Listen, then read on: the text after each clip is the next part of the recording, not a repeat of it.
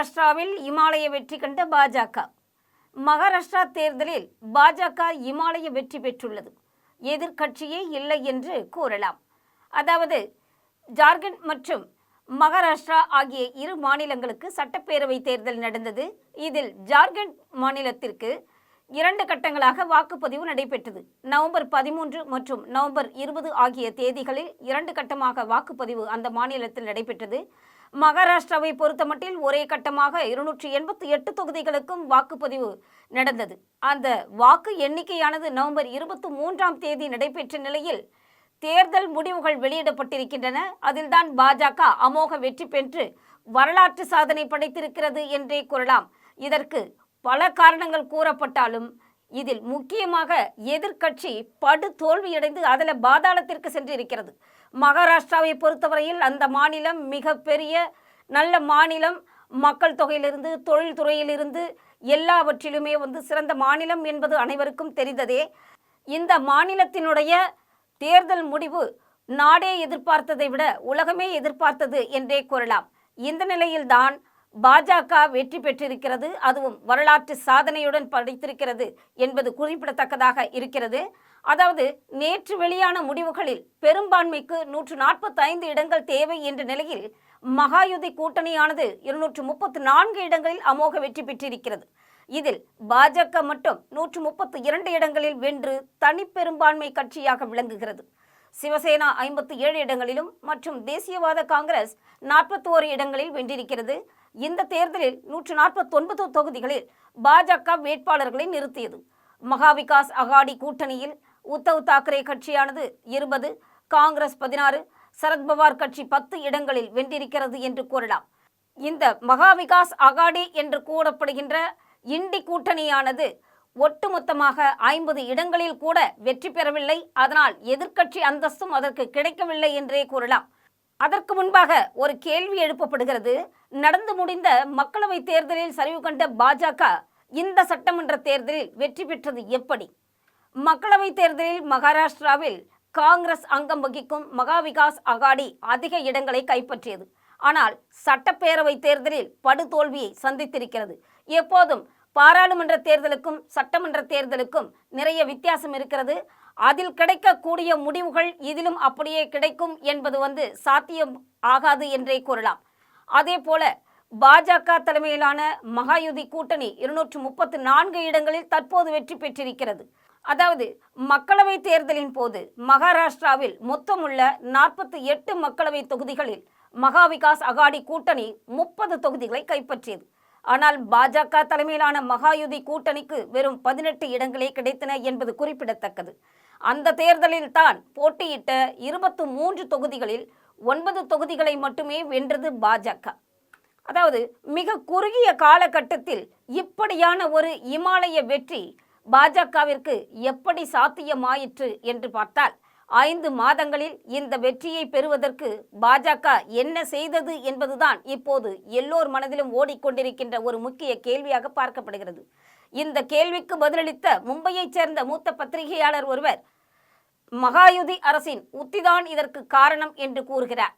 அதாவது லட்கி பெஹன் யோஜனா திட்டம், இந்துத்துவா மற்றும் விவசாய கடன்கள் தள்ளுபடி, பல்வேறு சாதிகளை ஒன்றிணைக்கும் உத்தி ஆகியவைதான் பாஜகவிற்கு இந்த வெற்றியை கொடுத்துள்ளன என்று கூறியிருக்கிறார். அது மட்டுமல்ல, RSS இவர்களுக்கு பக்கபலமாக இருந்ததாகவும் கூறப்படுகிறது. பொதுவாக 60,000 பொதுக்கூட்டங்கள் நடத்தியதாகவும் ஒரு கருத்து சொல்லப்படுகிறது. மேலும் 5 மாதங்களில் பல விஷயங்கள் நடந்திருப்பதாகவும் கூறப்படுகிறது. லட்கி பெஹன் யோஜனா எனும் திட்டம் தொடங்கப்பட்டு 4 மாதங்களாக சுமார் 2.5 கோடி பெண்களின் வங்கிக் கணக்கில் பணம் செலுத்தப்பட்டிருக்கிறது. மாதம் 1,500 ரூபாய் செலுத்தப்பட்டு வருகிறது. தமிழ்நாட்டில் மகளிருக்கு 1000 ரூபாய் செலுத்தப்பட்டு வருவதும் இந்த நேரத்திலே குறிப்பிட வேண்டியதாக இருக்கிறது. இந்துக்கள் மிகவும் ஒற்றுமையாக இருந்தால்தான் நாம் காப்பாற்றப்படுவோம் என்ற ஒரு கருத்தானது திணிக்கப்பட்டது என்றே கூறலாம். இதன் மூலம் ஓரளவுக்கு இந்து வாக்குகள் ஒன்றிணைந்துள்ளன. அது மட்டுமல்லாமல் பெண்களுடைய வாக்கு சதவிகிதம் அதிகரித்திருக்கிறது. தேர்தல் வாக்குறுதியின் போது பாஜக என்ன கூறியது என்றால் 1500 2100 கொடுப்போம் என்றும் அறிவித்தது. இதுவும் ஒரு காரணமாக பார்க்கப்பட்டது. மேலும் மக்களவைத் தேர்தலில் காங்கிரஸ் வென்றபோது மராத்தா இடஒதுக்கீடு விவகாரம் ஒரு பெரிய பிரச்சனையாக இருந்தது. மராத்தர்கள் அந்த சமயத்தில் ஒன்றிணைந்தார்கள். அப்போது பாஜக தலைவர்கள் சிலர் அரசமைப்பு சட்டத்தை மாற்றுவது குறித்து பேசினார்கள். இது பௌத்த மற்றும் தலித் வாக்குகளை பாதித்தது என்றே கூறலாம். 9-10% பௌத்த வாக்குகள் மகாவிகாஸ் அகாடி கூட்டணிக்கு அப்போது சென்றன. மராத்தா மற்றும் தலித் வாக்குகளுடன் முஸ்லிம்களின் வாக்குகளும் அந்த கூட்டணிக்கு அப்போது வலு சேர்த்தது. அதாவது இந்த முறை ஒன்றை கூர்ந்து கவனிக்க வேண்டும். இஸ்லாமியர்கள் அதிகமாக வாழக்கூடிய முஸ்லிம் தொகுதிகளில் கூட அதிக அளவு பாஜக வெற்றி பெற்றிருக்கிறது என்றே கூறலாம். மக்களவைத் தேர்தலில் 70 முதல் 80% முஸ்லிம்கள் வாக்களித்தனர். இந்த முறை வாக்களித்த முஸ்லிம்களின் சதவிகிதம் 35 முதல் 40% குறைந்தது என்பதும் காரணமாக காட்டப்படுகிறது. அதாவது அரசமைப்பு குறித்த விவகாரம் பாஜகவால் நன்கு சாணக்கியதனமாக கையாளப்பட்டிருக்கிறது என்று கூறலாம். இதனால் தலித் வாக்குகள் மீண்டும் பாஜகவிற்கு கிடைத்திருக்கின்றன, முஸ்லிம் வாக்குகளும் கிடைத்திருக்கின்றன என்பதுதான் உண்மை. அதனுடன் இடஒதுக்கீட்டில் துணை பிரிவுகள் உருவாக்கப்பட்டதும் ஒரு காரணமாக பார்க்கப்படுகிறது. இதன் மூலம் பௌத்தர்களின் வாக்குகளும் பாஜகவிற்கு இப்போது சென்றது. அப்போது விட்ட வாக்குகளை தற்போது பிடித்து கொண்டது என்றே கூறலாம். பாஜக நிதானமாக அலசி ஆராய்ந்து மக்களவை தேர்தலில் செய்த தவறுகளில் இருந்து இந்த முறை பாஜகவின் மகாயுதி கூட்டணி பாடங்களை கற்றுக்கொண்டு அதற்கு ஏற்றாற் போல தன்னை மாற்றிக்கொண்டது என்றே கூறலாம். மகாயுதி கூட்டணியானது வாக்குகளை தங்களுக்கு சாதகமாக கொண்டு வர நிறைய முயற்சி செய்தது. முக்கியமாக வெங்காயம் அதிகம் விளையும் வட மகாராஷ்டிராவில் விவசாயிகள் வெங்காயம் ஏற்றுமதி மீதான தடையால் கோபத்தில் இருந்தனர். அதற்காக பாஜக கொள்கை மாற்றங்களை செய்தது என்று கூறலாம். அது மட்டுமல்ல, இதுவரை தங்களுக்கு வராத வாக்குகள் மீதும் பாஜக மிக அதிக கவனம் செலுத்தியது என்று கூறலாம். இதில் முக்கியமாக மகாராஷ்டிரா சட்டமன்ற தேர்தலில் லட்கி பெஹன் யோஜனா திட்டம் ஒரு திருப்பு முனையாக அமைந்தது என்றே கூறலாம். அதன்படி பெண்களுக்கு மாதந்தோறும் 1500 ரூபாய் வழங்க வழி செய்யப்பட்டது. ஆண்டு குடும்ப வருமானம் 2.5 லட்சத்திற்கும் குறைவாக உள்ள 20 முதல் 60 வயதிற்கு உட்பட்ட பெண்கள் இந்த திட்டத்தின் மூலம் பலன் பெற முடியும். இதன் மூலம் அதிக அளவிலான பெண்கள் பயன்பெற்றனர் என்பது உண்மை. மராத்தா இயக்கம் மற்றும் விவசாயிகளுக்கு நிவாரணம் வழங்குவதிலும் அரசாங்கம் மிக அதிகமாக கவனம் செலுத்தியது. அத்துடன் பிரித்தாளும் அரசியலும் பாஜகவிற்கு கைவந்த கலை என்பது நம் அனைவரும் அறிந்ததே. நாம் பிரிந்திருந்தால் தோற்றுவிடுவோம், நாம் ஒன்றாக இருந்தால் பாதுகாப்பாக இருப்போம் என்ற முழக்கத்தை பாஜக முன்வைத்தது. RSSம் கடுமையாக களத்தில் இறங்கி வேலை செய்தது. குறிப்பாக விதர்பா போன்ற பகுதிகளில் மகாயுதி கூட்டணிக்காக RSS வேலை செய்தது என்று கூறப்படுகிறது. தேர்தல் நாளன்று வாக்காளர்களை வாக்குச்சாவடிக்கு அழைத்து வருவதிலும் RSS முக்கிய பங்காற்றியது. பிரதமர் நரேந்திர மோடி அவர்கள் மற்றும் உள்துறை அமைச்சர் அமித்ஷா இருவரும் கூட அதிகப்படியான பொது கூட்டங்களில் கலந்து இந்த முறை பேசவில்லை, பரப்புரை செய்யவில்லை என்பதுதான் உண்மை. அப்படி இருந்தும் அமோக வெற்றி பெற்றிருக்கிறது பாஜக.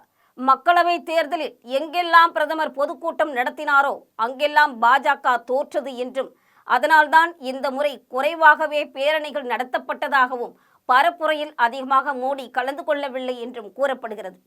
அதாவது இந்த முறை உள்ளூரில் என்னென்ன பிரச்சனைகள் இருக்கிறது, அந்த பிரச்சனைகளை மையமாக வைத்து தேர்தலை எதிர்கொண்டதாகவும், உள்ளூர் தலைவர்களே பெரும்பாலான பொதுக்கூட்டங்களில் பேசியதாகவும் கூறப்படுகிறது. ராகுல் காந்தி மற்றும் மகாவிகாஸ் அகாடி கூட்டணியின் உத்தி என்னவாயிற்று என்று பார்த்தால், மகாவிகாஸ் அகாடி கூட்டணியில் காங்கிரஸ் 101 இடங்களில் போட்டியிட்டது. மக்களவை தேர்தலை போன்று இந்த முறையும் காங்கிரஸ் வெற்றி பெறும் என்றும் தனிப்பெரும் கட்சியாக உருவெடுக்கும் என்றும் அது தப்பு கணக்கு போட்டது. மகாவிகாஸ் அகாடி கூட்டணியில் லட்கி பெஹன் யோஜனாவை மகாயுதி கூட்டணி அரசு தொடங்கிய போது மகாவிகாஸ் அகாடி கூட்டணி அதனை கடுமையாக விமர்சித்தது, கிண்டல் செய்தது. ஆனால் தங்களுடைய தேர்தல் வாக்குறுதியில் மாதம் 3000 தருவதாக மகாவிகாஸ் அகாடி கூட்டணியே அப்போது தெரிவித்தது. மேலும் மகாவிகாஸ் அகாடி கூட்டணியில் உள்ள கட்சிகள் ஒன்றாக இணைந்து பணியாற்றவில்லை. தங்களிடம் பெரும் வாக்கு சதவிகிதம் உள்ளதால் அதிகளவு இடங்களை கைப்பற்றுவோம் என்று ஏனோ தானோ என்று தவறாக கணக்கு போட்டு மெத்தனமாக இருந்து விட்டது என்றே கூறலாம். இதனால் காங்கிரஸ் மற்றும் சிவசேனா கட்சிகளுக்கிடையே பதற்றம் ஏற்பட்டது. மறுபுறம் அதானி, தாராவி மற்றும் பணவீக்கம் என்று உள்ளூர் பிரச்சனைகள் அல்லாத மற்ற விஷயங்களில் ராகுல் காந்தி மிக அதிகமாக கவனம் செலுத்தினார். பணவீக்கம் மற்றும் வேலைவாய்ப்பின்மை ஆகிய பிரச்சனைகளை மையப்படுத்தி தேர்தல் நடத்தியிருந்தால் இந்த நாட்டில் இடதுசாரி அரசாங்கம் இருந்திருக்கும். ஏனெனில் இடதுசாரி கட்சிகள் தான் அந்த பிரச்சனைகளில் கவனம் செலுத்துகின்றன என்று அவர் கூறினார். அது மட்டுமல்ல, மக்களவை தேர்தலின் போது மக்களிடையே சரத்பவாருக்கு இருந்த அனுதாபமும் குறைந்ததாக கூறப்படுகிறது. மகாராஷ்டிரா சட்டமன்ற தேர்தல் சமயத்தில் நாம் பிரிந்து கிடந்தால் நிச்சயம் தோல்வி அடைவோம் என்ற நரேந்திர மோடியினுடைய முழக்கமானது அப்போது பிரபலமாக பார்க்கப்பட்டது. நாம் ஒன்றாக இருந்தால் பாதுகாப்பாக இருப்போம் என்ற முழக்கத்தை மக்கள் ஏற்றனர் என்றும் கூறலாம். இந்துத்வாவுடனும் இந்து மதத்தைச் சேர்ந்த பல்வேறு சாதிகளை ஒன்றிணைப்பதுடனும் இது தொடர்புடையதாக பார்க்கப்பட்டது. இது மகாராஷ்டிராவில் பாஜகவின் இந்துத்வா நோக்கத்தை வலுப்படுத்தியதா? பிரதமர் நரேந்திர மோடிக்கு இதில் பெரும் பங்கு இருக்கிறதா என்று கேட்டால் ஆம் என்றே கூறலாம். சில தேர்தல் உத்திகளை மகா யுத்தியானது மிக அருமையாக எடுத்துச் சென்றதால் தான் இந்த இமாலய வெற்றி அடைந்ததாகவும் கூறப்படுகிறது. மகாயுதி கூட்டணியானது இந்த உத்திகளை கையாண்ட போது மகா விகாஸ் அகாடி அதனை சிறிதும் எதிர்க்கவில்லை. ராகுல் காந்தியிடம் அதற்கான உத்தி எதுவுமே இல்லை என்றும் கூறப்படுகிறது. அவர் ஓபிசி கணக்கெடுப்பு குறித்து அவர் பேசுகிறார். ஆனால் ஓபிசி பிரிவினர் பல முக்கியமான பொறுப்புகளில் இருக்கிறார்கள். அவர்களுள் இந்தியாவின் பிரதமரும் அடக்கம் என்றும் தெரிகிறது. மகா விகாஸ் அகாடி வகுப்புவாதம் குறித்து வெளிப்படையாக பேசியிருக்க வேண்டும். இந்து வாக்குகள் பிரிந்து விடுமோ என அவர்கள் பயப்பட்டார்கள். ஆனால் இந்துக்களின் வாக்குகள் அப்போது வரை பிரியவில்லை. அதானி விவகாரம் ஏன் இந்த நாட்டில் விவாதிக்கப்படுகிறது? காங்கிரஸ் ஆட்சியின் போது டாடா மற்றும் அம்பானி போன்ற பல தொழிலதிபர்கள் உருவாக்கியுள்ளனர். இப்போது பிரதமர் மோடியினுடைய ஆட்சியில் அதானி உருவாக்கப்பட்டிருக்கிறார். சமூக கோட்பாடு என்பது ஒரு குறிப்பிட்ட நபரை மையப்படுத்தி இருக்கக்கூடாது என்றும் கருத்து நிலவியது. 2.5 ஆண்டுகளுக்கு முன்பு சிவசேனா கட்சியிலிருந்து பிரிந்து பாஜகவுடன் சேர்ந்து ஏக்நாத் ஷிண்டே ஆட்சி அமைத்தார்.